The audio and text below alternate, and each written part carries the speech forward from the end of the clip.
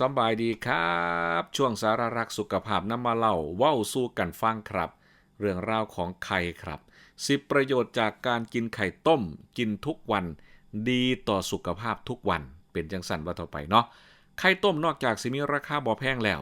ยังเป็นอาหารที่ให้ประโยชน์แก่ร่างกายมากมายอีกด้วยมื้อนี้ครับขอเอาใจซอยคนที่มักกินไข่เด้อโดยเฉพาะไข่ต้มครับกับ10ประโยชน์ที่ร่างกายได้รับจากการทานไข่ต้มทุกมื้อทุกวันกันมาฟังนํกันครับว่าสิได้จังได๋แน่เนาะ1ล่ะครับการกินไข่ต้มมากมายด้วยสารอาหารที่จำเป็นต่อร่างกายเพราะว่าไข่ต้มสุกนี่อุดมไปด้วยโปรตีนสังกะสี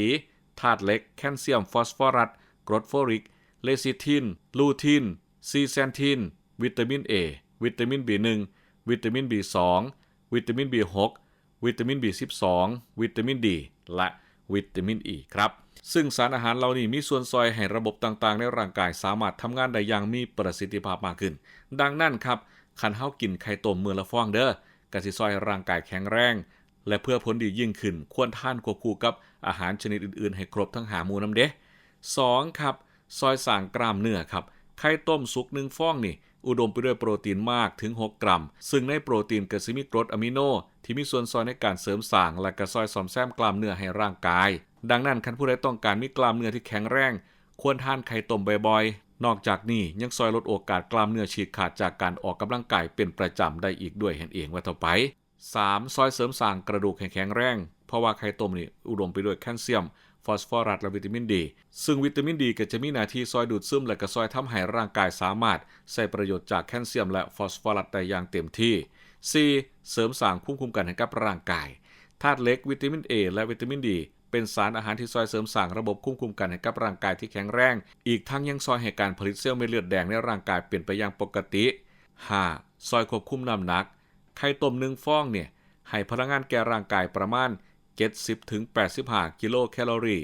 ซึ่งก็ถือว่าให้พลังงานแก่ร่างกายน้อยมากนั่นจึงเป็นตัวเลือกสำคัญสำหรับคนที่กำลังอยู่ในช่วงของการลดน้ำหนัก6ลดความเสี่ยงในการเป็นโรคหัวใจ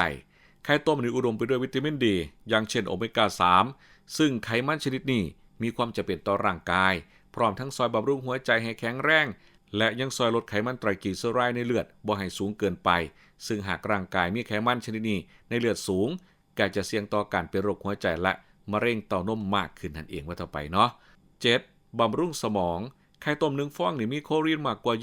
20% ซึ่งสารชนิดครับมีส่วนในการบำรุงสมองป้องกันการเป็นอัลไซเมอร์และมีส่วนสำคัญต่อกล้ามเนื้อเยื่อหุ้มเซลล์และเซลล์ประสาทซึ่งเมื่อร่างกายได้รับสารชนิดนี้ในปริมาณที่มากก็ยิ่งซอยบำรุงสมองให้แข็งแรงมากขึ้น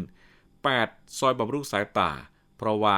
ในไข่ต้มมีสารลูทีนและก็สารซีแซนทินที่มีอยู่ในไข่ต้มมีส่วนในการป้องกันจอประสาทตาเสื่อมและยังซอยลดความเสี่ยงต่อการเป็นต้อกระจกอีกนำโอ้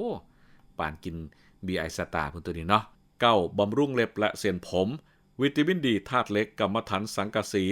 และสารต้านอนุมูลอิสระที่อุดมอยู่ในไข่ต้มนั้นล้วนมีส่วนซอยในการบำรุงเล็บและเส้นผมให้มีความแข็งแรงบ่ทำให้เส้นผมหลุดร่วงไปได้ง่ายและ10ปลอดภัยกว่าการทานไข่ดิบเมื่อเทียบระหว่างการทานไข่ต้มสุกกับไข่ดิบแน่นอนว่าไข่ต้มมีความปลอดภัยต่อร่างกายสูงและยังให้คุณประโยชน์แก่ร่างกายมากมายในขณะการทานไข่ดิบจะย่อยยากที่สำคัญไข่ขาวดิบยังไปขัดขวางการดูดซึมของสารไบโอตินซึ่งเป็นวิตามิน B